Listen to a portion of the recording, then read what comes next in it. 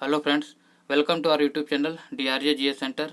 आज 25 मई 2021 है और आज के करंट अफेयर्स के जितने भी इंपॉर्टेंट क्वेश्चन बनने वाले हैं, चाहे वो इंडिया से रिलेटेड हो चाहे वो वर्ल्ड से रिलेटेड हो, सारे के सारे हम लोग इस वीडियो में डिस्कस करने वाले हैं। साथ ही इन क्वेश्चन से रिलेटेड जो भी इंपॉर्टेंट फैक्ट बनेगा उसे भी हम लोग इस वीडियो में कवर करने वाले हैं। तो वीडियो बहुत ज़्यादा इंपॉर्टेंट होने वाला है करंट अफेयर्स और साथ ही स्टैटिक जीके के पॉइंट ऑफ व्यू से। तो वीडियो को बिना स्किप किए हुए आप एंड तक जरूर देखें। चलिए पहला क्वेश्चन देखते हैं। पहला क्वेश्चन क्या है? चक्रवाती तूफान यास के खतरे को देखते हुए केंद्र ने NDRF की 85 टीमें कितने राज्यों में तैनाती की है? जैसा कि ये अभी जान रहे हैं कि हाल ही में ताउते नामक चक्रवात जो कि अरब सागर से उठा था और भारत के पश्चिमी तटों पर टकराया था। गुजरात, महाराष्ट्र, केरला, लक्षद्वीप इनमें तबाही मचा के ताऊजी चले गए। अब एक यास नामक चक्रवात जो कि बंगाल की खाड़ी से उठ रहा है और बंगाल की खाड़ी से मेनली पश्चिम बंगाल और उड़ीसा, इन दो राज्यों में इसका प्रभाव बहुत ज़्यादा होने वाला है। और इससे इस आंधी और जो तूफान साथ में आ रहा है, इससे कुछ अन्य राज्य यानी 2-3 राज्य और हैं जो कि वर्षा से प्रभावित होंगे। तो इस तरह से जो यास चक्रवात है ये बंगाल की खाड़ी से उठकर और इन भारत के जो पूर्वी तट है इनसे टकराने वाला है। इसलिए केंद्र सरकार ने NDRF की 85 टीमें कुल 5 राज्यों में तैनात की है। 2 तो मेनली पश्चिम बंगाल उड़ीसा हो गया और 2-3 राज्य और हैं जहां वर्षा बहुत ज़्यादा होने की संभावनाएं हैं। इस तरह से NDRF की टीम 85 जो टीमें हैं वो कुल 5 राज्यों में तैनात की गई है। अब सबसे पहली बात की ये NDRF क्या होता है, यास चक्रवात क्या होता है। चक्रवात के बारे में मैंने अपने प्रीवियस करंट अफेयर्स के वीडियो में बहुत डिटेल में बताया, तो अगर आप उस वीडियो को नहीं देखें तो आप उस वीडियो को जाके जरूर देखें। इसका लिंक मैं वीडियो के डिस्क्रिप्शन में दे दूंगा। आज हम लोग NDRF के बारे में पढ़ने वाले हैं क्योंकि NDRF बहुत ज़्यादा इम्पोर्टेंट है। जब भी भारत में कभी कोई तूफान या तबाही आती है या बाढ़ आता है तो हमेशा ये टीम NDRF की हमेशा तैनात कर दी जाती है, जो कि केंद्र सरकार के अधीन रहती है। इसके जो हेड होते हैं चेयरमैन होते हैं, वो भारत के प्रधानमंत्री होते हैं। तो वर्तमान में भारत के प्रधानमंत्री कौन है? वर्तमान में भारत के प्रधानमंत्री नरेंद्र मोदी हैं। तो नरेंद्र मोदी ही इसके अध्यक्ष हैं। अब NDRF की जो टीम है ये गृह मंत्रालय के अंतर्गत काम करती है। जो केंद्र सरकार में गृह मंत्रालय उसके अंतर्गत ये काम करती है। अब केंद्र सरकार में गृह मंत्रालय का हेड कौन है? तो केंद्र सरकार में गृह मंत्रालय के हेड कौन है? वर्तमान में अमित शाह है। अमित शाह इसके हेड है। अब इस तरह से NDRF की टीम काम करती है। अब NDRF क्या होता है? तो सबसे बड़ी बात, NDRF की फुल फॉर्म क्या है? National disaster response force. ये बहुत ज़्यादा इंपॉर्टेंट है। NDRF ये हमेशा जब भी कुछ आपदा आती है तो ये हमेशा एक्टिव हो जाता है, इसलिए इंपॉर्टेंट है। इसके बारे में आपको पूरा पता होना चाहिए। तो इसका फुल फॉर्म क्या हो गया? National disaster response force. अब ये जो नेशनल NDRF की टीम है इसका जो गठन हुआ था डिजास्टर मैनेजमेंट एक्ट 2005 के अधिनियम के तहत इसका गठन हुआ था। ये बहुत इंपॉर्टेंट है इसका एक्ट है। ये कई बार एग्जाम में पूछा जा चुका है और आगे भी पूछे जाने की संभावनाएं हैं, तो इसे आप जरूर याद करें। डिजास्टर एक्ट कौन सा है? 2005 है। अब ये जो NDRF है इसका जो मोटो है, मोटो बहुत इंपॉर्टेंट है।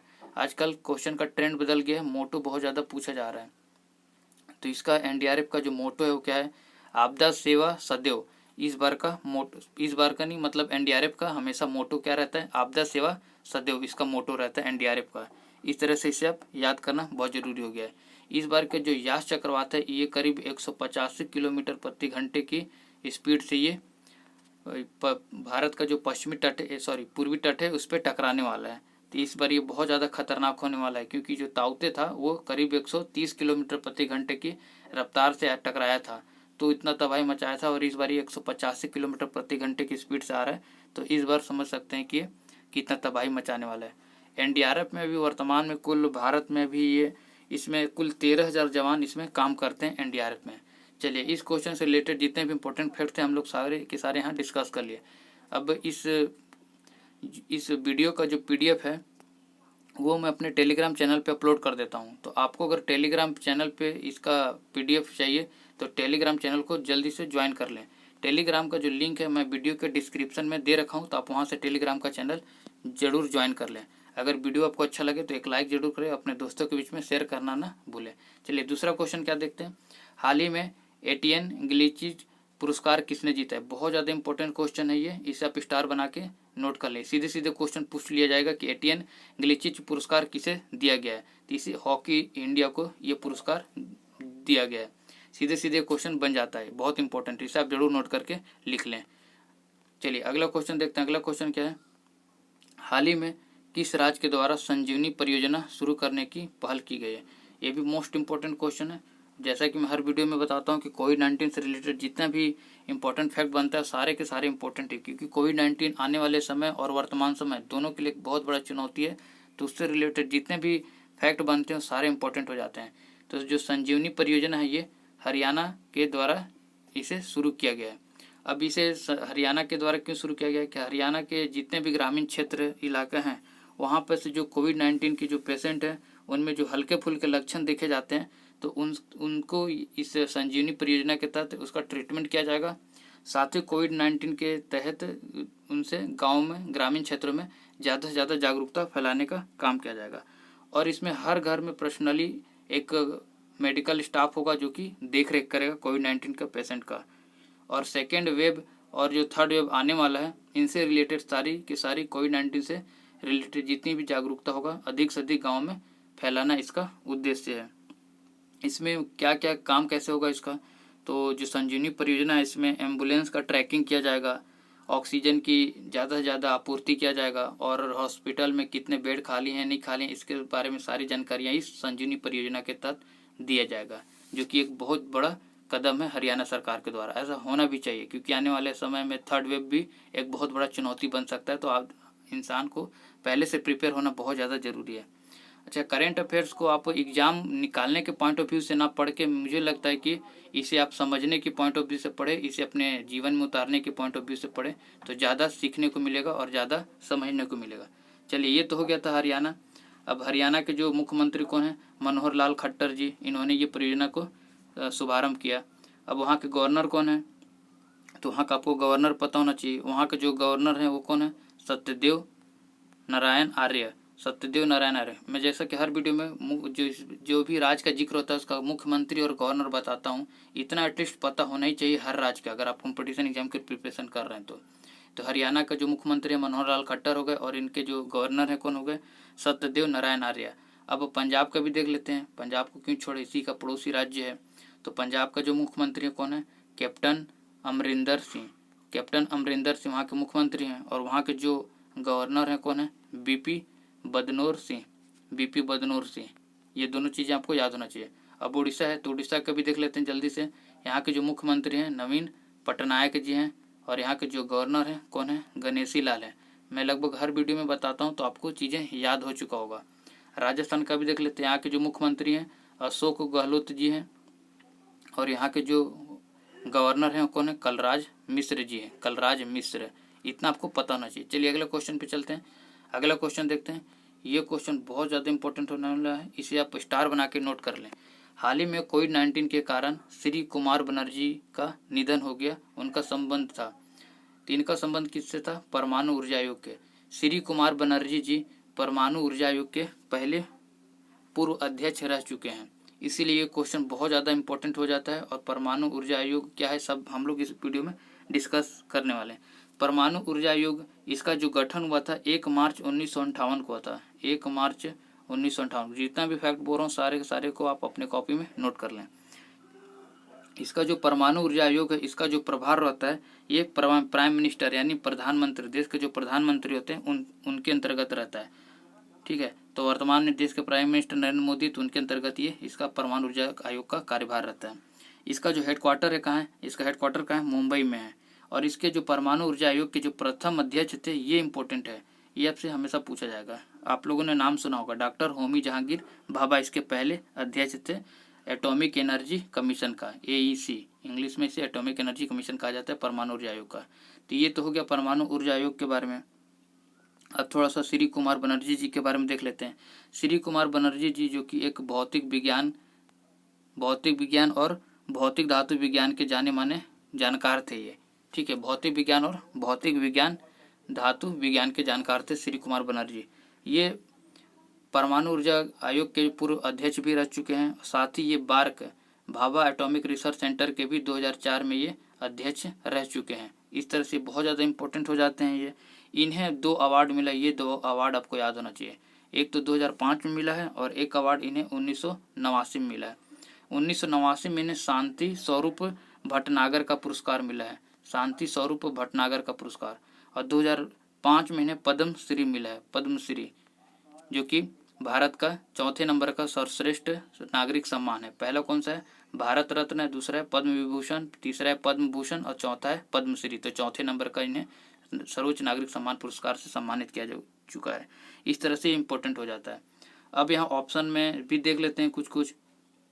DRDO, तो DRDO का भी वर्तमान में हेड कौन है? जी सतीश रेड्डी जी है। बार्क का भी वर्तमान में हेड कौन है? तो बार्क के जो हेड क्वार्टर है और इसका गठन कब हुआ था? 1954 में। इसका हेड क्वार्टर कहाँ है? ट्राम्बे का है, मुंबई में। तो और इसका जो वर्तमान में हेड है कौन है? अजीत कुमार मोहंती इसके डायरेक्टर हैं बार्क के। इसरो के जो वर्तमान में जो अध्यक्ष हैं के सिवन जी हैं, के सिवन। ये सब चीज़ें आपको पता होना चाहिए, वन लाइनर एग्जाम में ये पूछ लिया जाता है सीधे सीधे। चलिए अब अगला क्वेश्चन देखते हैं। अगला क्वेश्चन क्या है? अगला क्वेश्चन है, हाल ही में चीता इंट्रोडक्शन प्रोजेक्ट के तहत दक्षिण अफ्रीका से चीते को किस नेशनल पार्क में लाने की प्रक्रिया शुरू की गई है? ये भी मोस्ट इंपॉर्टेंट क्वेश्चन है, बहुत ज़्यादा इंपॉर्टेंट क्वेश्चन है। इसे भी आपको स्टार बना के नोट कर लें। दक्षिण अफ्रीका से चीतों को लाने की पहल किया गया है, ठीक है। अब किस नेशनल पार्क में? तो कूनो नेशनल पार्क। अभी कूनो नेशनल पार्क है कहाँ? सबसे बड़ी बात, तो कूनो नेशनल पार्क मध्य प्रदेश का शिवपुर जिले में ये स्थित है, जो कि इसका जो कुल क्षेत्र है वो चंबल का नाम आप लोगों ने सुना होगा बचपन में। चंबल के डाकू काफ़ी फेमस थे। तो चंबल जो क्षेत्र है वहाँ पर से 750 किलोमीटर स्क्वायर में ये फैला हुआ है कूनो नेशनल पार्क। इसी नेशनल पार्क में चीतों को दक्षिण अफ्रीका से लाने का प्रक्रिया शुरू कर दिया गया है। अब इसी नेशनल पार्क में क्यों? क्योंकि इस नेशनल पार्क में चीतों के रहने के लिए जो जलवायु है वो चीतों के रहने के लिए अनुकूल है। अब कोई भी जीव जंतु या कुछ भी हो, वो अब जैसे उसको जलवायु रहे, जैसे में वो रहना चाहता है वैसे ही मिले तभी रह सकता है। जब अगर अब हम लोग को कोई हिमालय भेज देगा तो हम लोग हिमालय में सर्वाइव नहीं कर पाएंगे, क्योंकि हम लोग का वैसे जलवायु में रहने का हम लोग आदी नहीं हैं। तो इस तरह से सारे जीव जंतुओं को उसके जलवायु के अनुकूल ही जगहों पे उन्हें लाकर रखा जाता है और उनका संरक्षण किया जाता है। इसलिए कूनो नेशनल पार्क में दक्षिण अफ्रीका से चीतों को लाकर उनका संरक्षण किया जा रहा है। अब ये चीतों को लाकर संरक्षण क्यों किया जा रहा है? क्योंकि इसका जो चीता है 1947 में जो भारत में अंतिम चीता था, जो कि छत्तीसगढ़ में 1947 में वो मर गया था। इसलिए 1952 में जो चीतों को इसे विलुप्त श्रेणी में घोषित कर दिया गया। 1952 में, दोनों डेट आप याद रखें। 1947 में आखिरी जो चीता था छत्तीसगढ़ में मर गया था और 1952 में इसे विलुप्त घोषित कर दिया गया। चलिए ये तो हो गया कूनो नेशनल पार्क, जो कि एमपी में है। बांधवगढ़ ये भी एमपी में है। काजीरंगा नेशनल पार्क ये कहाँ है? ये असम में है, असम में। अब ये काजीरंगा नेशनल पार्क, ये क्वेश्चन यहाँ से हमेशा बनता है। ये एक सिंह के गैंडों के लिए प्रसिद्ध है। ये इंद्रावती नेशनल पार्क कहाँ? ये छत्तीसगढ़ में है। चलिए इस क्वेश्चन से रिलेटेड जितने भी इंपॉर्टेंट फैक्ट्स हैं सारे के सारे हम लोग डिस्कस कर लिए। अब ये जो चीता है इसे IUCN का एक स्टेटस होता है, उसमें इसे वल्नरेबल श्रेणी में शामिल किया गया। इसे भी आप नोट करके लिख लें। चलिए अब अगला क्वेश्चन देखते हैं। अगला क्वेश्चन क्या है? हाल ही में INS त्रिकंद कोविड राहत सामग्री के साथ किस स्थान पर पहुंचा है? मोस्ट इंपॉर्टेंट क्वेश्चन है और इससे रिलेटेड जो फैक्ट बनेगा वो भी इंपॉर्टेंट होने वाला है। तो INS त्रिकंद जो है कोविड राहत सामग्री कहाँ लेकर गया है? ये मुंबई में पहुंचा है, मुंबई बंदरगाह पे। अब जैसा कि भारत में जो बंदरगाह हैं कुछ पूर्वी तट पे हैं, कुछ पश्चिमी तट पे हैं। तो जैसे मुंबई बंदरगाह हो गया ये पश्चिमी तट पे हो गया, कोची पश्चिमी तट पे हो गया, विशाखापट्टनम पूर्वी तट पे हो गया, और ये चेन्नई कहाँ है? ये भी पूर्वी तट पे है। तो इस तरह से भी क्वेश्चन पूछा जा चुका है रेलवे में। सीधे सीधे पूछा गया था कि बंदरगाह जो पूर्वी तट पे जो बंदरगाह है उनका नाम बताएं और जो पश्चिमी तट पे है, तो ऐसा क्वेश्चन बन जाता है। चलिए अब INS त्रिकंद ने कोविड राहत सामग्री लाया है, तो ये मुंबई पे लाया है। तो मुंबई पे ये जो INS त्रिकंद है ये समुद्र सेतु, जैसा कि आप लोग को प्रीवियस वीडियो में भी बता चुका हूँ कि नौसेना का एक अभियान चल रहा है ऑपरेशन समुद्र सेतु। इसी के तहत INS त्रिकंद नौसेना का जो एक जहाज है लड़ाकू सेट, इसने मुंबई में जो कोविड राहत सामग्री लेकर आया है। अब कोविड राहत सामग्री में क्या लाया है इसने? तो ये 20-20 मीट्रिक टन का ये और लिक्विड मेडिकल ऑक्सीजन का कंटेनर लेकर आया है, और साथ ही 100 ऑक्सीजन सिलेंडर भी लेकर आया है ये मुंबई में। इस तरह से ये क्वेश्चन बहुत ज़्यादा इंपॉर्टेंट हो जाता है। जैसा कि पूरे देश में कोविड-19 का बहुत ज़्यादा महामारी फैला हुआ है, तो ऑक्सीजन की बहुत सप्लाई कम हो गई। उसके लिए नौसेना ने ऑपरेशन सेतु 2 चला रहा है और वायुसेना ऑपरेशन ऑक्सीजन चला रहा था। तो सारे के सारे आपको चीज़ें याद होना चाहिए। इस तरह से जो ये नौसेना है, नौसेना का ये जो अभियान है समुद्र सेतु 2, इसमें एक INS तिरकंद है और इसके और भी कई जहाज हैं जो कि दिन रात पश्चिमी घाट पे, सॉरी तो पूर्वी घाट पे इस साइड ये और पश्चिमी घाट पे दिन रात ये काम कर रहे हैं। कौन कौन से इसके जहाज है, वो जहाज को मैं एक बार बोल देता हूँ, आप उसे नोट कर लें। इसके जो नौसेना के तेग जहाज हो गया, बेतवा हो गया, सुभद्रा हो गया, मकर हो गया, तरासा हो गया, ये सारे पश्चिमी पूर्वी तट पे रात दिन काम कर रहे हैं।